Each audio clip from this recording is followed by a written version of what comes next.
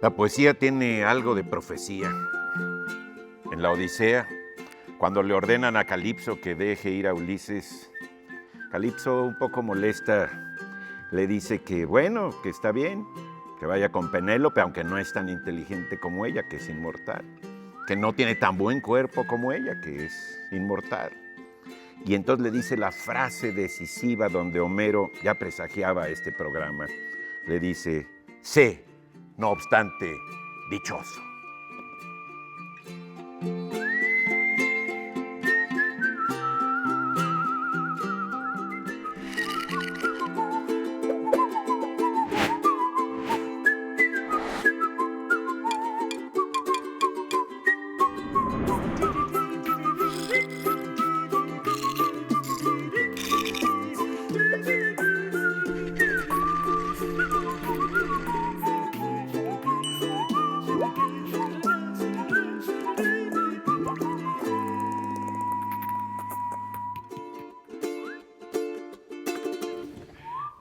En la novela, dicen, más traducida de toda la historia de Argentina, digo, escrita por un argentino, de Tomás Eloy Martínez, Santa Evita, él afirma que esa poderosa expresión, volveré y seré millones, no es, como muchos argentinos creen, una frase de Evita Perón, que muchos argentinos creen que la dijo en 1955. Él afirma que no hay ninguna documentación sobre eso y que esa expresión épica viene de la novela de Howard Fast, Espartaco, que después pasó al cine por Stanley Kubrick, que ahora hay una extraordinaria exposición en la Cineteca de Kubrick. Pero también Howard Fast la tomó de la historia misma. Justamente en la rebelión de Tupac Amaru, ese indio peruano que hizo la rebelión más impresionante de la época colonial de Latinoamérica, de Sudamérica, tuvo un seguidor que se llamaba Juan Apaza.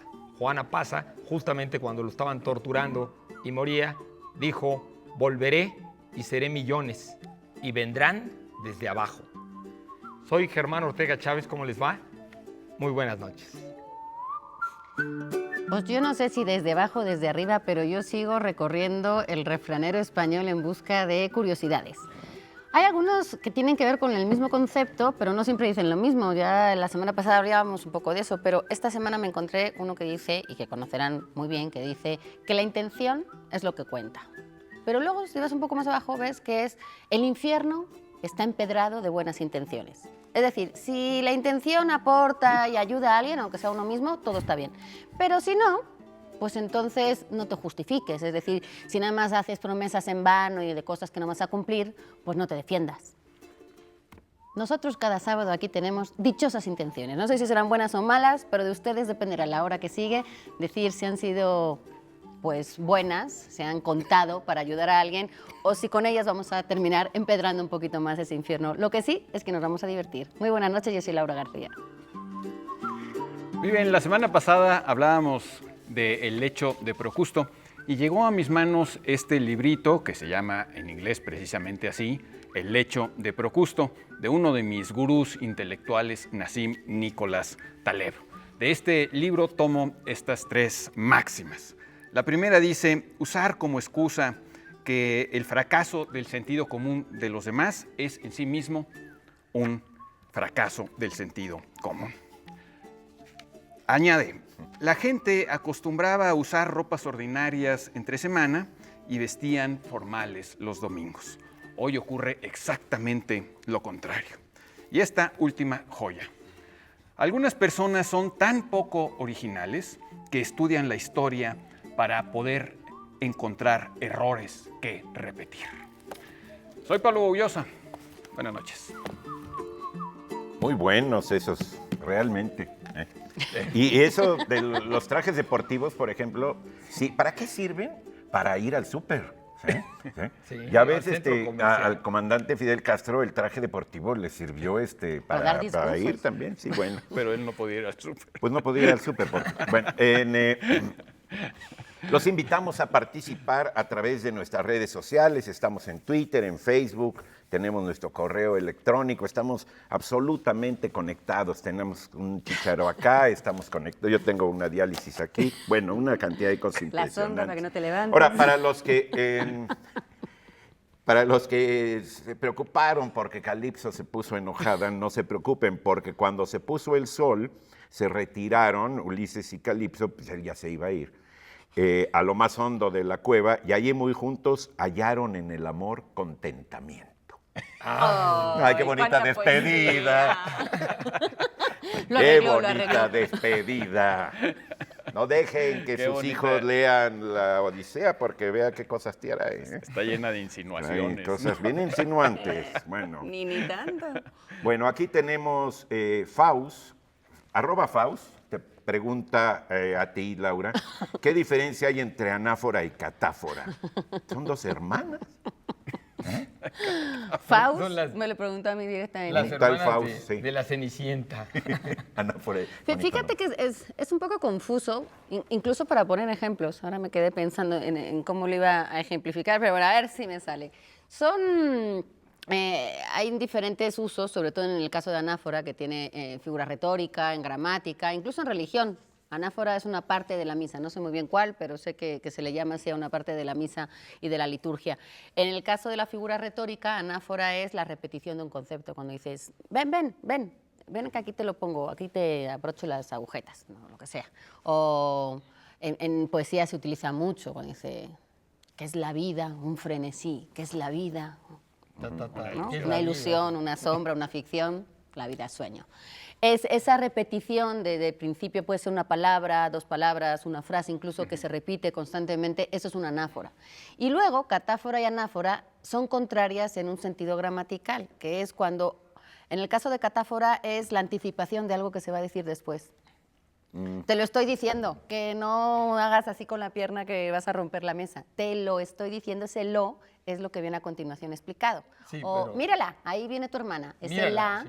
No se significa sabe tu quién es. hermana, que es lo que voy a mencionar posteriormente, ¿no? O los días de la semana son 7. Lunes, martes, miércoles. Los Ya. días de la semana es una catáfora de algo, es decir, una Que va a venir. anticipación de algo que viene después. Anáfora es lo contrario, es, digamos que es la referencia de algo que ya se ha mencionado en el texto anteriormente. Y entonces, en ese caso sería... ¿Sí? Me encanta Zacatecas, allí es bien bonito. Ese allí es algo que ya he dicho antes, que es Zacatecas. O, a ver, olvidaste otra vez tu pasaporte, te lo digo continuamente. Ese lo, cuando antes era algo que se iba a anticipar, en este caso es algo que ya se ha dicho. En ese caso sería una anáfora. Entonces, en el caso de la catáfora es algo que se va a decir a continuación. Y en el caso de la anáfora es algo que ya se ha mencionado. dijo. Y siempre suelen ser pronombres, adjetivos, nombres propios. Es como una especie de juego y de enlace dentro de la propia frase. Normalmente es o dentro de la misma frase o en la frase inmediatamente posterior. Es decir, si uno anticipa una cosa que va a venir 3 páginas después, pues ya no hay una referencia, digamos, en este caso tan gramatical, ¿no? Los dos términos vienen del griego y tiene que ver con cuestiones muy gramaticales, muy de sintaxis. Digo, yo no básicamente. conozco, Sí, sí, sí. no sé quién sepa de otros idiomas, pero me pongo a pensar que a lo mejor en la estructura de algunos idiomas, como el español, es más frecuente la anáfora y la catáfora que en otros. A lo mejor en otros idiomas es más difícil. No sé cómo Imagínate se en alemán, ¿no? construya, No Con lo esas sé, digamos. construcciones. Yo creo Hablando que- de la Odisea, por ejemplo, pues está llena de repeticiones y anáforas, ¿no? Sí, yo creo que no, porque, ¿sabes? Bueno, no sé yo tampoco, ¿eh? O sea, compartimos esa ignorancia, ¿sí? De los idiomas, pero como es una cuestión gramatical, digamos, es la repetición, según entendí al principio, y luego lo del final, algo que ya ha sido anticipado. Por eso comparten las hermanitas anáfora y catáfora el fora, ¿sí? Es decir, la cuestión Lo del que lugar lleva. antes de una palabra, de una frase, el lugar antes o después, ¿sí? Sí, bueno, fora Debe ser significa- igual. Fora es el traslado, ¿no? El traslado, O sea, es fora, lo que llevaste, metáfora, te lo llevas hacia metáfora. adelante, te lo llevas hacia atrás, hacia dónde te lo llevas. Como un transporte, por eso. Es una manera, como dice Sí. Laura, de tejer diferentes frases, ¿no? Lo que yo no sé Los si había una discursos- insinuación en que te habían dicho que no perdieras tu pasaporte. ¿A ti te pasó, no? Perder mi pasaporte. ¿Tú con todo lo que viajas has perdido el Yo pasaporte? una vez dejé mi pasaporte justamente en Siria, en un hotel dejé Ya mi no lo pasaporte encuentras. en la caja fuerte. Sí, ¿Sí? sí. Dejé mi pasaporte, pero luego ¿Y me nunca lo lo mandaron recuperaste? después. Ah. Ya, No antes de que digas, saliera porque yo de capaz Siria. que alguien lo va a buscar. Ahorita vienen muchos sirios para acá y Y van, No. van a pegar su cara, su foto ahí en la mía. Bueno, ¿nos echamos otra pregunta? Ah, dichosa palabra. Ahí les va la dichosa palabra. Está complicada y amplia. Sabor u olor fuerte y picante como el del rábano o el del amoníaco, si se le aplica al discurso, al humor o a la actitud de alguien, es sinónimo de áspero, crudo, adusto, agrio, brusco y corrosivo. Vean qué cantidad de sinónimos. Es como el del tilico. Sí, es que sí. Este año Si estamos no los eliminas, La te dan uno de palabra ellos. homógrafa de esta que estamos buscando es una medida de superficie equivalente a un poco más de 4,000 metros cuadrados. Qué dichosa bien. palabra Turiruri. responde a esa dichosa Turiruri. definición. Sí. Desvelaste Turiruri. mucho, desde el bloque 1. A ver, tenemos entonces libros, ¿no? Tenemos libros para ustedes en Bonilla Artigas Editores, de Rodolfo Usigli, Obliteración, 2 conversaciones con George Bernard Shaw y preparativos para un acto final. No conozco el texto, pero dicen que está sumamente interesante, muy inteligentemente escrito. Y de la editorial Lectorum tenemos Mercenarios del Mar. Qué bueno que dices Mercenarios del Mar, porque si hubieras puesto piratas directamente no sabríamos si son los de internet o qué otros piratas, pero no, estos antes de Barbarroja, de Barba Negra, incluso de Sparrow, bueno, pues los de la actualidad son los que están en Somalia, en Guinea, estos piratas que todavía secuestran barcos. Esta obra de Rolando Niquet, que es un ex militar de la Fuerza Armada mexicana, pues cuenta un poquito su visión al respecto. Estos son Mercenarios del Mar, piratas modernos y de leyenda. Muy bien, y también tenemos ejemplares de estas memorias de un secretario de Maximiliano. Llevan por título Maximiliano Íntimo, el emperador Maximiliano y su corte. Trae un prólogo de Patricia Galeano y es una cortesía de la UNAM, de la Universidad Nacional Autónoma de México. Y también, como es ya tradición en este programa, tenemos una suscripción anual a la revista Este País. Leedla. Bueno, preguntamos en redes hace ya un tiempito. Ahorita, según los relámpagos de agosto, la novela de Ibargüengoitia, el general de división José Guadalupe Arroyo dedicó sus memorias a su mujer, Matilde, espejo de mujer mexicana. ¿Cómo se supone que ella sobrellevó el cáliz amargo que significa ser la esposa de un hombre íntegro? Palabras textuales. Estamos citando a Eso es Ibargüengoitia. buenísimo, estamos citando a Ibargüengoitia. Esa novela, Los relámpagos de agosto, es imperdible. Tienen que leerla. Bueno, tenemos cualquier mes del año. tiempo para otra palabreja, sí, ¿verdad? Palabreja. Palabreja que pregunta Hilda González. Palabreja no es despectivo, es que es chiquita.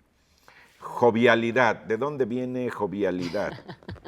Jovialidad, bueno, jovialidad viene de Jove, de Jove, que era uno de los nombres de Júpiter, sobre todo en su forma como joven, ¿no? Como persona joven, porque los dioses a veces tienen aspectos de joven, de adultos o de viejitos.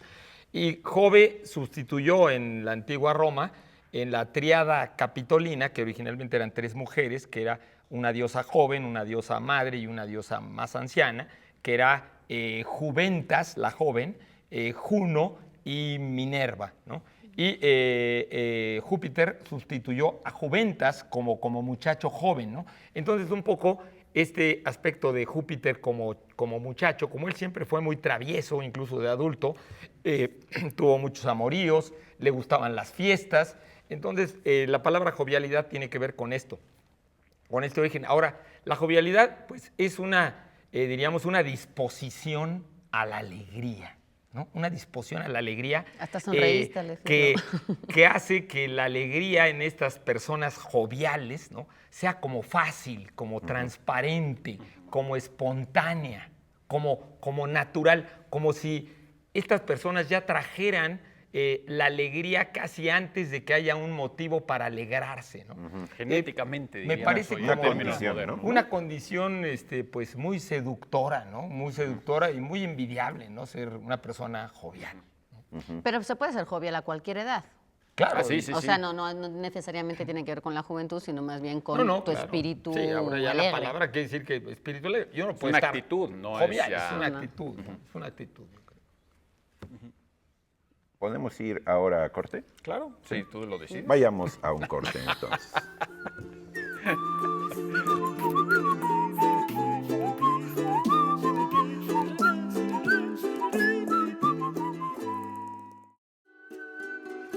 ¿Qué tal? Mi nombre es Hakim Reddy, tengo 20 años, estudio comunicación y la primera vez que vi la dichosa palabra fue en el 2006. Desde el momento en que la vi dije quiero ser como ellos cuando sea grande. De alguna manera se está convirtiendo esto en realidad a su manera porque en mi universidad, la Universidad Juárez Autónoma de Tabasco, creé un proyecto que se llama La Galla Letra y estamos difundiendo literatura clásica sobre todo por medio de charlas amenas y de cápsulas. Muchísimas gracias por toda la inspiración, espero que sigan siendo muchos más años dichosos, los admiro mucho, un fuerte abrazo.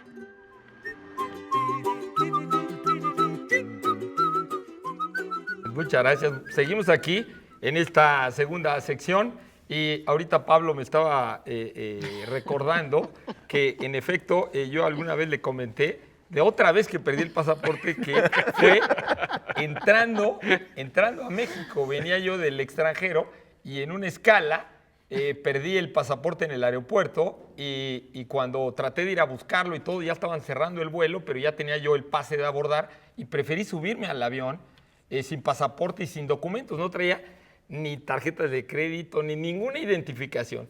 Y llegué a ¿cómo se llama? ¿Migración? A migración. Aquí en Y México. luego en México, en la Ciudad de México, me bajé del avión, llegué a migración y pues luego pues, te tienes que enseñar hasta los papeles sellados de que saliste del país y todo. Entonces llegué y le dije al señor de migración, Deténgame. oiga, la mera verdad es que me dice su pasaporte, a ver sus documentos. Y le digo, no traigo nada. Se me perdió el pasaporte, se me perdió toda la documentación, todo, porque lo traía en una bolsa y lo dejé en el aeropuerto anterior. Y me dijo, ¿cómo? Y me dice, ¿cómo voy a saber si usted es mexicano? Y le dije, pues nada más si... Pregúnteme. Me quedé así, le dije, Pregúnteme. pues pregúnteme o algo. Y se me quedó viendo y me dijo, a ver, levante usted la mano derecha. Y dije, la levanté. Y dice, ¿jura usted que es mexicano de nacionalidad? Y le dije, por supuesto, claro que sí, lo juro. Y me dijo, señor, está usted en su patria, pase por favor. Qué buena Qué onda, de todas bien, maneras. oye. Qué buena onda, ¿no? Sí. Oye, eso es No, y una- estaba él pensando, pues, es que tiene que ser mexicano. Nomás a un mexicano se le ocurre perder el pasaporte. Decímelo así, tan abiertamente. La prueba de Y su te dan la nacional. prueba de su nacionalidad. Muy bien, Germán, qué bueno que estás aquí No, con pero para nosotros. hablar bien de los mexicanos también, de la Sí, no, confianza, sí. chico. No, es muy buen gesto del... Imagínense ustedes en Estados Unidos, ¿tú crees que a alguien le van a hacer eso? Ahorita Haz cómo la está la prueba. cosa. No. No, bueno, nos pregunta aquí Iván Jiménez que si podemos hablar de ese famosísimo y extraordinario libro, y yo creo que todavía muy actual, La rebelión de las masas de don José Ortega y Gasset. Sí, pues como dice Germán, es un libro totalmente actual, bueno, o muy actual, porque es un libro que primero habría que decir que hay que leer por sus virtudes y no por sus defectos. Lo mismo que cualquier otro libro de cualquier otra época. Si uno le busca los defectos, los va a encontrar y los va a encontrar quizá hoy escandalosos o graves.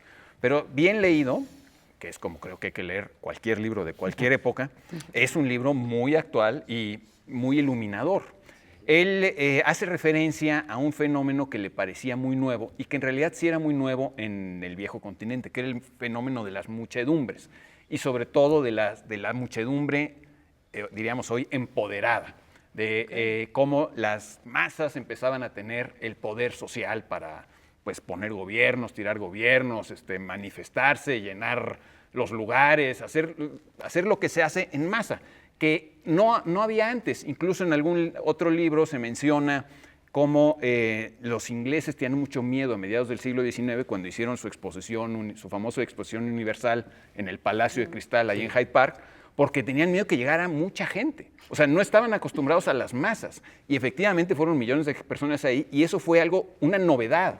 Es decir, antes de esa época no había esta cosa que ahora nos parece muy común, que los domingos los estadios de fútbol vayan muchedumbres, pues, alarmaba a la gente. Sí, las aglomeraciones. Las aglomeraciones, y propio Ortega y Gasset dice, bueno, no es una cosa numérica, sino que de repente la gente ha empezado a seguir todos a un líder o a hacer lo mismo. Estaría Empieza bueno a haber una moda de la algo. fecha para que la fecha. Bueno, la fecha es de 1930, cuando Exacto, publican... Pero ¿no un sería poco también una cuando cuestión publican ese por libro. esa convocatoria que antes era más difícil convocar a la gente y Claro. que se enteraran y ahora nada? Con Claro, un es que tuit. no había medios de comunicación masivos, por ejemplo. Claro. Pero esa es una de las cosas que está dando cuenta de ese fenómeno nuevo. Ahora, obviamente tiene antecedentes. En muchas de las cosas que dicen, pues se pueden encontrar antes en Nietzsche o en Valéry. Sobre todo cuando Ortega y Gasset hace referencia a cómo este nuevo protagonista social, el hombre masa o la masa, es una persona o es un tipo de ser humano, dice él, pues hoy diríamos maleducado, en el sentido de que no es una persona que haga un esfuerzo mental continuo o que tenga una voluntad espiritual o que Que se tenga exija. un agradecimiento por la Por lo que hay. tradición espiritual, etcétera. Más bien, pues él dice, son estas masas que solo creen que tienen derechos y no obligaciones. Eso es Y eso muy es algo que lo alarma muchísimo. Y él ve, pues, con mucha claridad lo que iba a pasar, pues, muy poquito tiempo después, y que de hecho también ya venía sucediendo desde antes en el comunismo soviético. Es decir, cuando la masa se vuelve un protagonista, pues es fácil caer en estos fenómenos pues, como lo fue el fascismo y en el que cayó pues, la propia España poquititos años después, porque la guerra es en el 36, este libro es del 30. Y bueno, este fenómeno de la masa pues ha sido una y otra vez estudiado. Hemos hablado muchas veces aquí de Masa y hablamos Poder de Canetti, sí, de la vez Canetti, pasada, sí. que es Bueno, un librazo otra vez. y que se escribe, si no me equivoco, en 1960, o sea, 30 años después del libro de Ortega y Gasset. Acaba de publicarse un libro de Rob Riemann, el segundo volumen en español, creo que se llama Para luchar contra esta era o para acabar con esta era, algo así. Y habla del nuevo ascenso del fascismo, que otra vez empezamos a ver tanto en Europa como en Estados Unidos, hasta en los lugares más insospechados. Y otra vez el protagonista es esa misma masa, digamos, pues sin voluntad propia de emanciparse en lo individual, sino Sí. gustosa de pertenecer a la muchedumbre, ¿no? Y yo creo que la hagámoslo así. conclusión, ¿no? La conclusión, que es muy interesante, yo también pienso de su profetismo, que él habla de la necesidad de la unión de Europa, en unos Estados Unidos de Europa, ¿no? O sea, esta prefiguración de la Unión Europea, diciendo que es probablemente lo que pueda buscar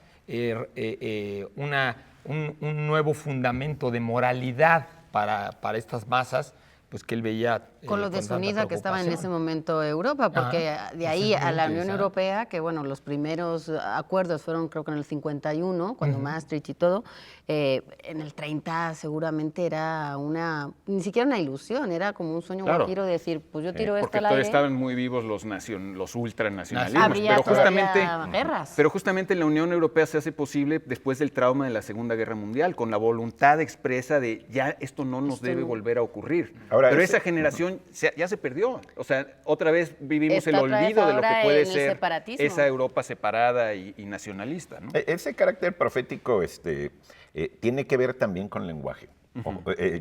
Yo insisto en eso. Yo leí hace poco La rebelión de las masas, no lo había leído, lo leí en diciembre, y realmente debo confesar que Ortega y Gasset, los dos, me fascinan. El estilo es verdaderamente cautivador. Es decir, uno está leyendo a Sí, Ortega y muy Gasset bien. y hay un placer de orden estético muy fuerte. Hay lo intelectual está siempre mezclado a la manera de decirlo. ¿sí? Claro, es que Ahí es- habla, por ejemplo, digamos, en lo profético de la presencia de lo ausente, como una cuestión de globalización. Es decir, del hecho con el entretejido nuevo de comunicaciones, nuevo para esa época, y ahorita imagínense, cómo hay incluso usa en esa parte la palabra globo, refiriéndose al planeta. O sea, la cuestión de la globalización Ya estaba ya estaba. prefigurada. está ahí. saliendo ahí, Ahora, ¿no? estamos hablando todo el rato de las desventajas de estas masas, digamos, un poco casi desordenadas, pero también hay que decir que la unión de masas en algunos casos impide incluso tiranismo y dictaduras, Claro. y que ahora, además, con las nuevas tecnologías y la manera de comunicarse, también el pueblo ha adquirido un poder, no sé si siempre bien llevado, pero en el caso de, bueno, vamos a ponernos de acuerdo para decir, nosotros somos Bueno, más. Es el caso de toda la primavera Primavera árabe, yo ¿no? estaba Que es pensando el justamente ejemplo. en Y de cómo la han derrocado. interconexión, de la Claro, interconexión claro. entre la gente, que antes era muchísimo más difícil porque estaba controlado por el Estado. Ahora, a mí- otra cosa que dice también muy interesante es esta gran paradoja de que cómo de pronto la gente tiene más que nunca en el ámbito material y que esa debía ser una gran oportunidad para la humanidad, ¿no? Ajá, O sea, sí, hemos sí. y lo volvemos a decir hoy, lo vemos la misma situación hoy, nunca jamás habíamos tenido tanta riqueza. Y sin embargo, lo que hoy uno hablar, o de lo que más escuchamos, es esa queja de que no hay riqueza suficiente, o de que no todos tienen riqueza, o de que no está bien repartida. La riqueza se ha vuelto el centro de todo y se ha olvidado, digamos, esa parte espiritual a la que insistentemente vuelve Ortega. Entonces, esa gran paradoja de tener mucho, pero vivirlo como si nunca se hubiera tenido tan poco, es algo increíble, ¿no?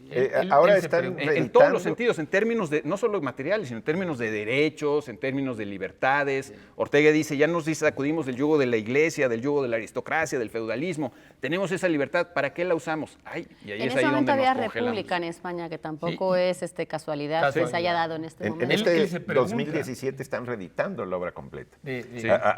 En En estos unos meses tomotes pues, así. están haciéndolo. Qué bueno, porque Sí, qué bueno. Ortega y Gasset de... Ahora, Es muy elocuente siempre, y siempre es muy provocador también. ¿no? Sí. Pregunta. Bueno, vamos a la pregunta de las redes sociales.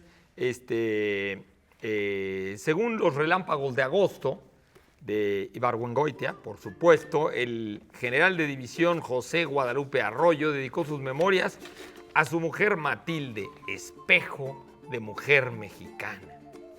¿Cómo se supone que ella sobrellevó el cáliz amargo que significa ser la esposa de un hombre íntegro? Es padrísimo. Es padrísimo. Bueno, esa es la pregunta de redes. Y nuestra dichosa palabra del día de hoy, pongan atención, sabor u olor fuerte y picante como el del rábano o el del amoníaco. Si se aplica al discurso, el humor o la actitud de alguien es sinónimo de áspero, crudo, adusto, agrio, brusco, corrosivo. La palabra homógrafa que estamos buscando es una medida de superficie equivalente a un poco más de 4,000 metros cuadrados.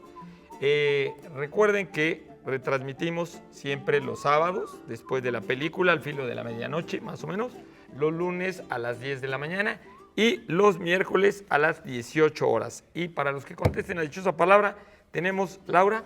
Tenemos de Manuel Echeverría y de la editorial Océano una novela de espionaje y de suspenso, algo que no impulsamos así muy frecuentemente, pero que nos gusta también hacerlo. El amante judío en los años 60, un México en el que llegan 3 agentes del Instituto de Inteligencia y Operaciones Especiales de Tel Aviv. Así que hay espionaje, intriga, suspenso. Y también tenemos una novela ganadora del premio Pulitzer, uno de los premios, pues no son los más prestigiados, sino que la verdad casi siempre son buenísimas las Atinan, ganadoras atinan. del premio Pulitzer. Esta lleva por título La luz que no puedes ver. El autor es Anthony Doerr y está publicada por está publicada por no sé quién, pero esta sí es una cortesía de El Péndulo, un estupendo lugar es de para Penguin, ¿eh? Es de conversar. Es de Penguin Random House. Sí, es el pero es una Penguin de cortesía del Penguin, Péndulo. por cierto. Es una cortesía Bueno, de la ahorita- Cafetería del Péndulo, que digo que es un muy buen lugar para conversar y para comprar. Para estar, sí, sí. Y también tenemos una primera novela, pero debe ser muy buena, ya que está publicada por Cal y Arena. Es de Gabriela Couturier. Se llama Esa otra orfandad. Pues nos tenemos que ir a un corte y esperemos que como don José Ortega y Gasset, a veces aunque no tengamos la convicción, tengamos la habilidad para comunicarla. Seguimos aquí.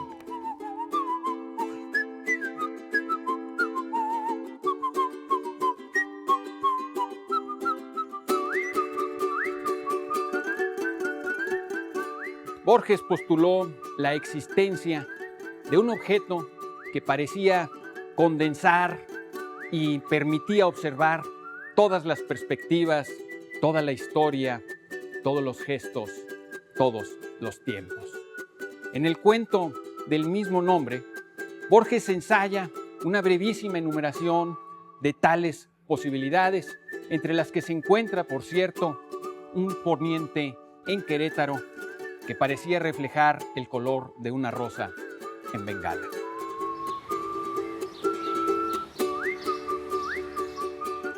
José Gordon, amigo y colega, testigo y apóstol de las maravillas de la literatura y de la ciencia, ensaya otra posible enumeración que se confronta a sí misma en El inconcebible universo, Sueños de unidad, publicado por Sexto Piso. Entérese de cómo Einstein leyó a Dostoyevsky y de cómo Penrose observó los cuadros de Escher, entre muchas otras cosas. Un libro que, si uno afina el oído, lo ayudará a escuchar la música de las esferas.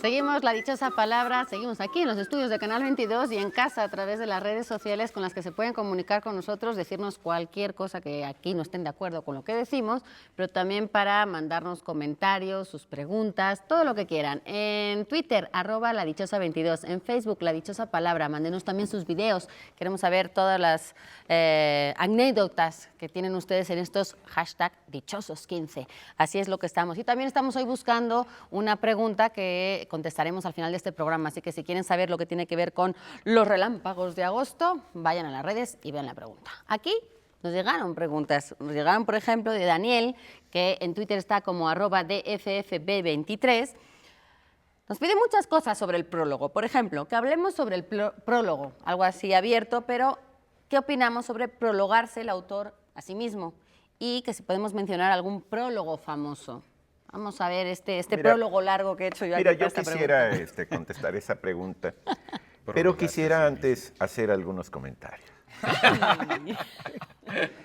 Quisiera emplear el tiempo de la respuesta un poquito en hacer un prólogo a mi intervención. ¿Sí? No es porque yo, etcétera, etcétera. El No. yoísmo.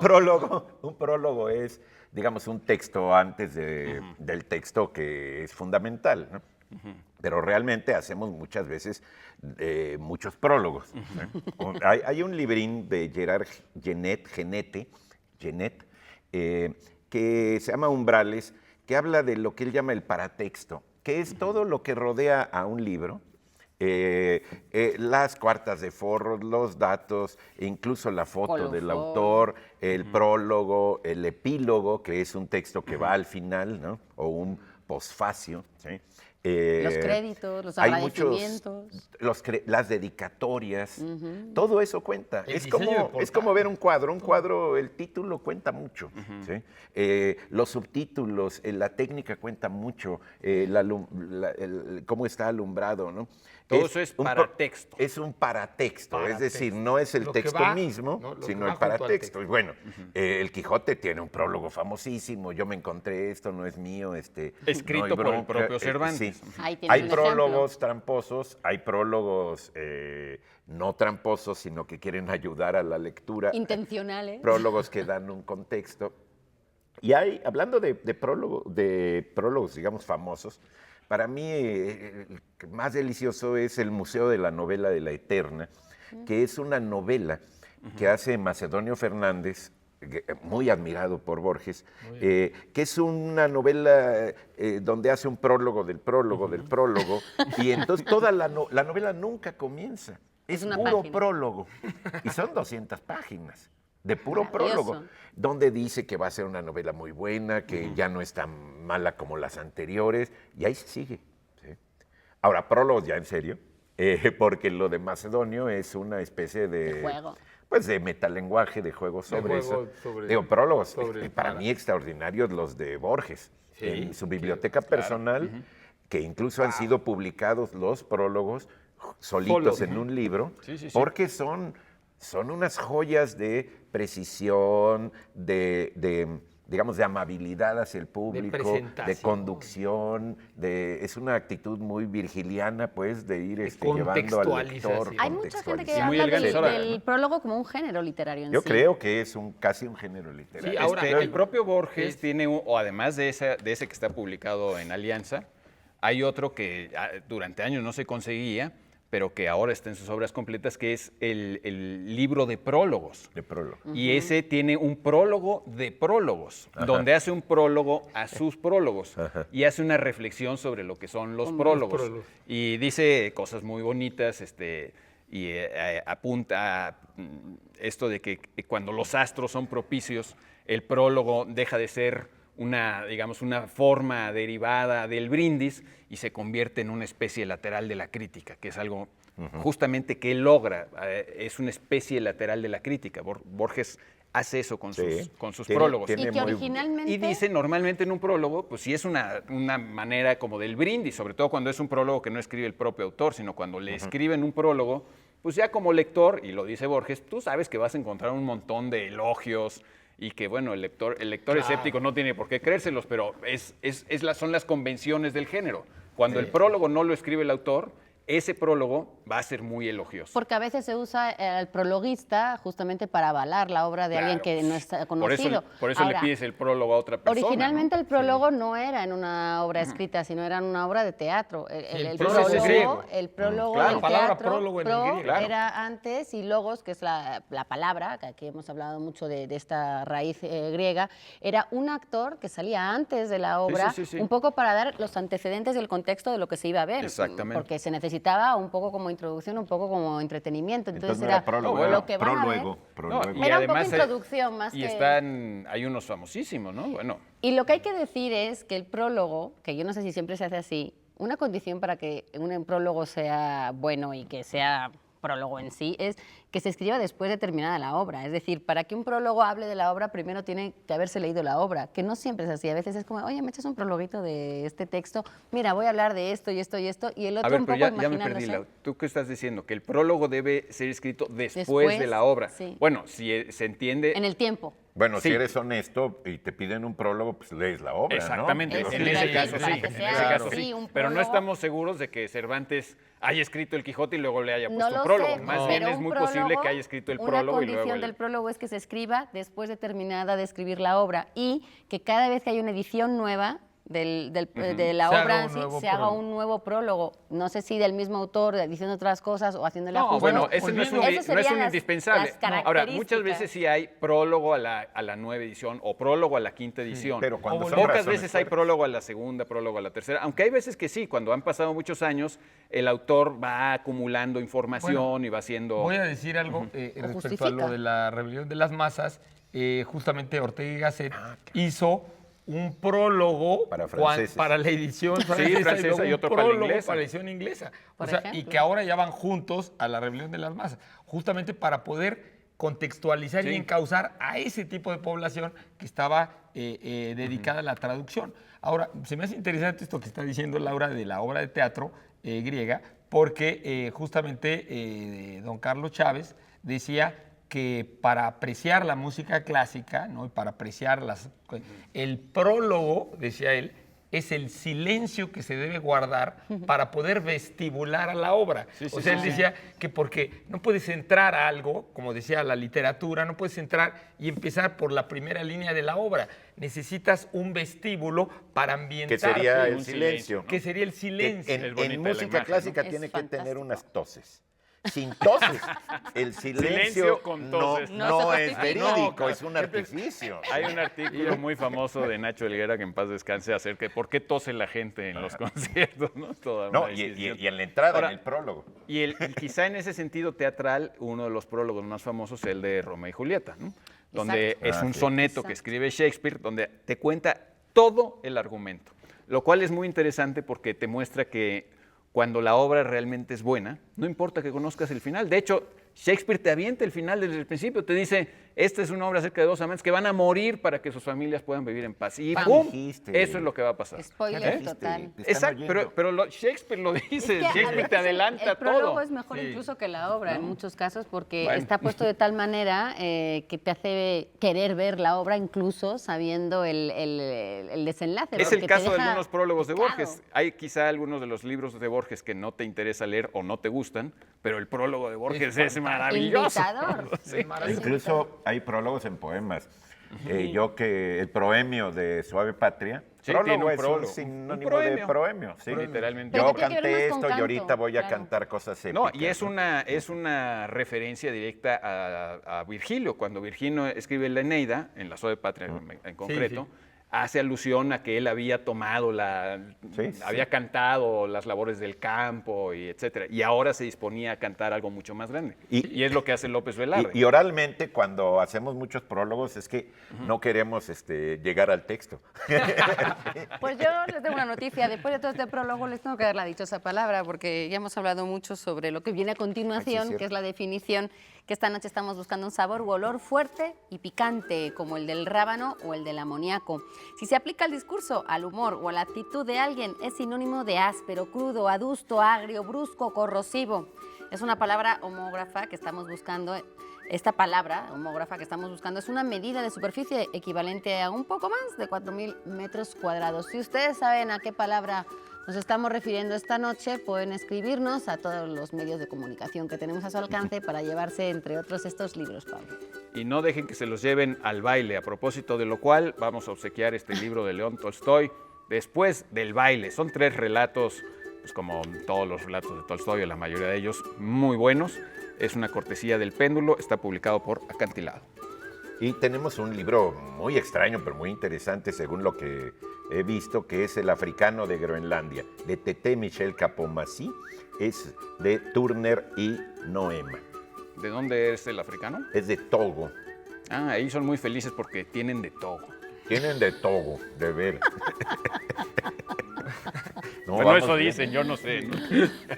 Bueno, y esta novela finalista del Man Booker Prize, muy elogiada por el periódico The Guardian, de Howard Jacobson, esta de Sexto Piso. Pues esos son algunos de los libros que tenemos para todos aquellos que alcancen. Recuerdo que no tenemos para todos, nos encantaría, pero ojalá pudiéramos llegar a responderles a todos.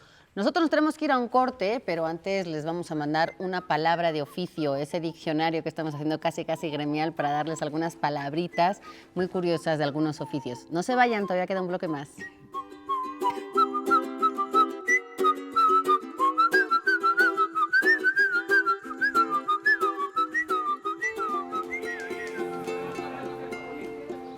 Passepartout, María Luisa, es el área que rodea a la obra y separa el marco de la obra.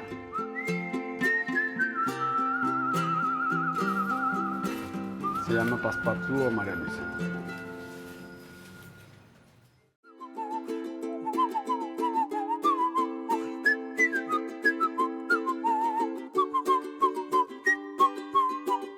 Continuamos aquí en La Dichosa Palabra y enviamos un saludo a todas las personas que ven este programa en México y en cualquier otro país.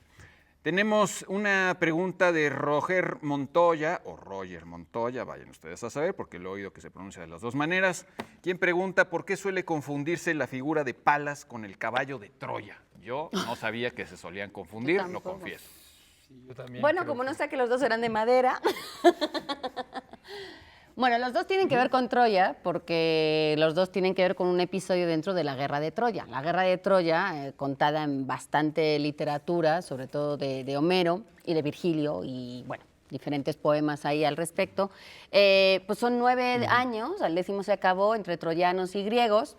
Y el episodio justamente del caballo de Troya tiene que ver con esta enorme, que tampoco se sabe si es verdad, porque muchos dicen que puede haber sido una fantasía, una metáfora y demás, con los griegos que desesperados porque no lograban conquistar la ciudad de Troya, dejan se supone que es como una Un figura regalo, una enorme ofrenda, ¿no? que le estaban ofreciendo a Atenea para que Al dios del velaran mar.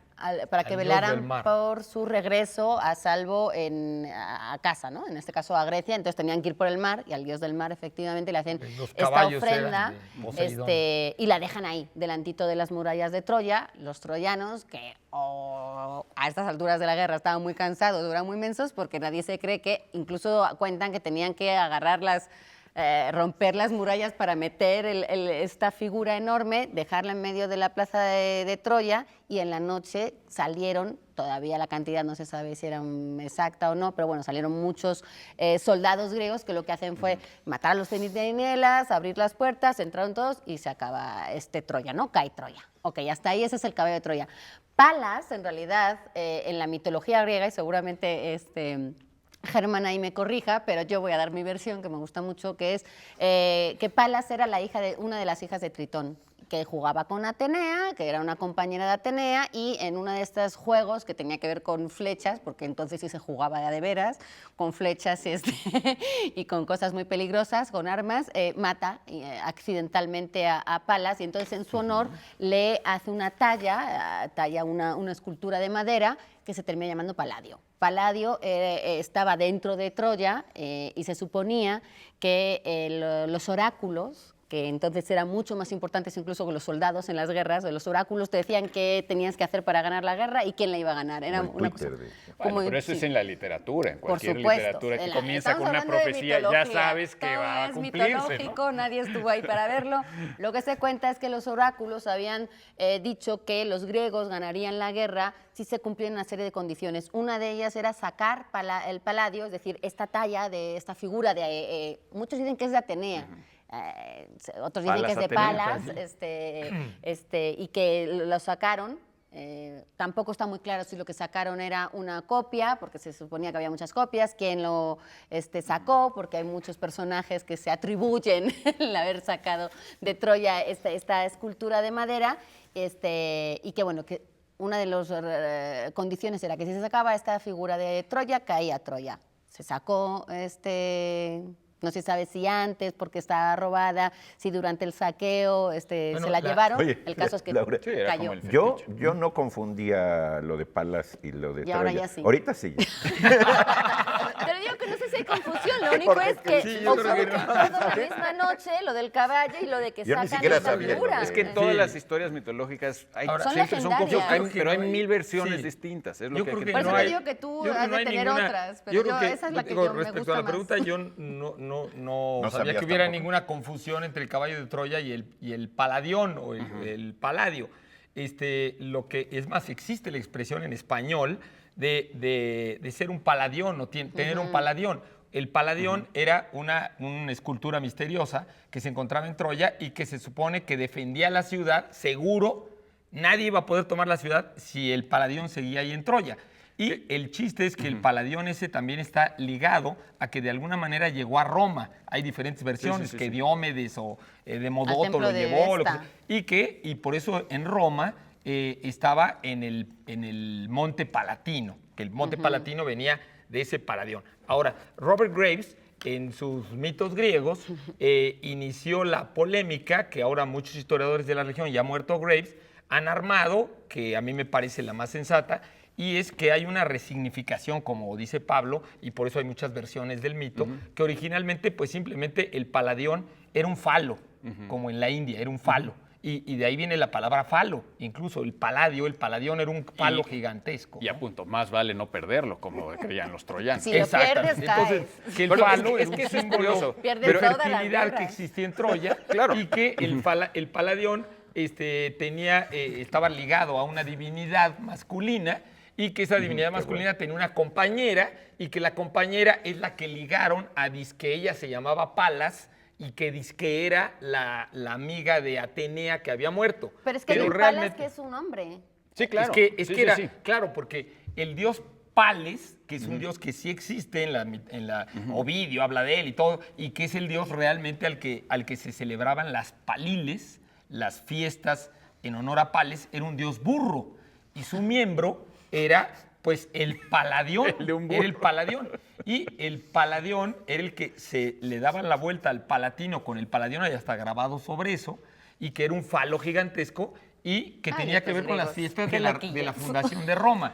Y después, en un contexto, digamos, confuso, se partió de que la diosa Palatua o Juno Palatua, que era la forma de asno, pero femenina, o sea, la compañera del dios burro, esa se confundió y se convirtió como en una imagen como andrógina. Entonces la gente creía, ya en la época tardía, clásica, que era una escultura de madera que tenía tallada a Atenea, a la diosa Atenea. Pero no, ¿De dónde era viene realmente lo de Palas Atenea? ideal, Oye, donde que venía te lo de confundan- Palas ahora, que pero te insisto, confundan con un no falo había tiene que ser horrible. no, es que no había una cosa escrita y que tuviera que permanecer. Había la reinterpretación por cada, Oral. déjate, por cada nueva generación, por cada persona, cada más o menos no estaba, digamos, sistematizado el asunto. Ahora, Supervivientes, esta además, a la idea guerra. de que una vez que se pierde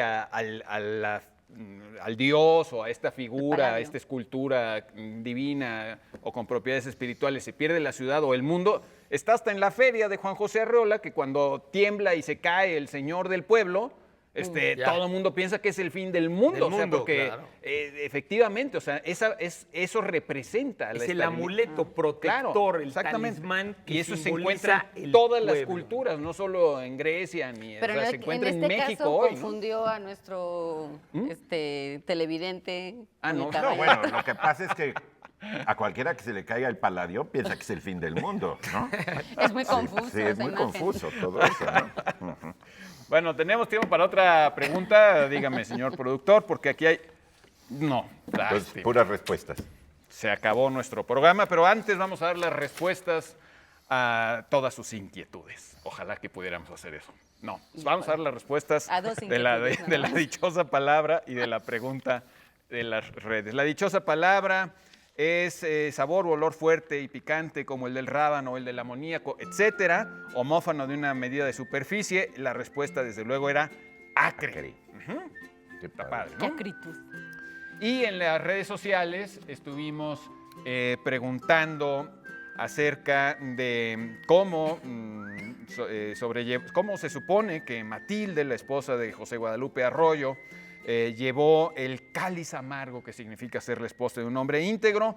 La respuesta era con la sonrisa en los labios, porque, digamos, no a manera de prólogo, sino de palabras preliminares nada más de esa novela, que todo es un ejemplo maravilloso de ironía. Así Está esta dedicatoria del general José Guadalupe Arroyo, que supuestamente el libro son sus memorias, a su esposa. Y la dedicatoria dice literalmente esto: a Matilde, mi compañera de tantos años, espejo de mujer mexicana, que supo sobrellevar con la sonrisa en los labios el cáliz amargo que significa ser la esposa de un hombre íntegro. A continuación uno lee todas Esos las... son hombres. Todo lo que no calificaríamos hoy precisamente Híjole. de integridad. Está Pues ahí, no. pero hecho muy bonito y de forma muy literaria. estupenda. Vámonos. Un buen pretexto para releer los relámpagos de agosto. Nosotros nos vamos, los invitamos el próximo sábado a la misma hora, 8 de la noche. Germán Ortega, Laura García, Eduardo Casar y un Pablo servidor. Bullosa. Buenas Pablo, noches. Laura, Eduardo, buenas noches. Buenas noches.